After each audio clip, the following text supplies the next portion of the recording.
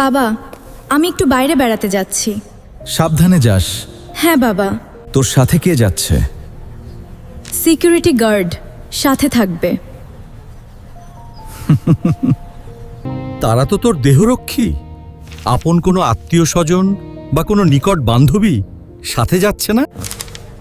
যাচ্ছে। কে? আমার বান্ধবী রুবায়েত। রুবায়েত? কোনো সমস্যা? সমস্যা মানে মেয়েটাকে আমার পছন্দ না। কেন বাবা? মেয়েটাকে আমার 100% সৎ বলে মনে হয় না। বাবা, একটি কথা বলবো? বল। দেখো বাবা, তুমি তোমার মেয়ের নিরাপত্তার জন্য 100% সৎ একজন বান্ধবীর কথা ভাবছো, হ্যাঁ, অথচ তুমি দেশের 18 কোটি মানুষের নিরাপত্তার জন্য সৎ অভিভাবকের কথা ভাবোনি। আমি তো। তুই কি বলতে চাচ্ছিস?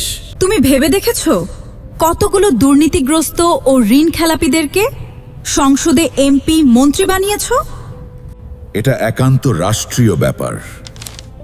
পরিবার ও রাষ্ট্রনীতিতে দ্বিমুখী আচরণ হতে পারে না। রাষ্ট্রীয় সিদ্ধান্তে আরও কঠোর হওয়া দরকার, কারণ এখানে কোটি মানুষের ভাগ্য জড়িত। তুই আমাকে উপদেশ দিচ্ছিস? না বাবা, আমি উপদেশ দিচ্ছি না। তোমার বিবেকের কাছে প্রশ্ন করে দেখো, যেখানে তোমার নিজের মেয়েকে একটি মেয়ে বান্ধবীর সাথে ঘুরতে দিতে আস্থাহীনতায় ভুগছেও, সেখানে দুর্নীতিবাজ ঋণ খেলাপি এমপি মন্ত্রীদের হাতে দেশ তুলে দিয়ে কি করে তুমি স্বস্তিতে থাকো? আমি তুলে দিলাম কি করে? ওরা নির্বাচিত হয়ে সংসদে এসেছে। হ্যাঁ, ওরা সংসদে এসেছে তুমি নমিনেশন দিয়েছো বলে। আমি জানি। তুই কেন এসব নিয়ে মাথা ঘামাস?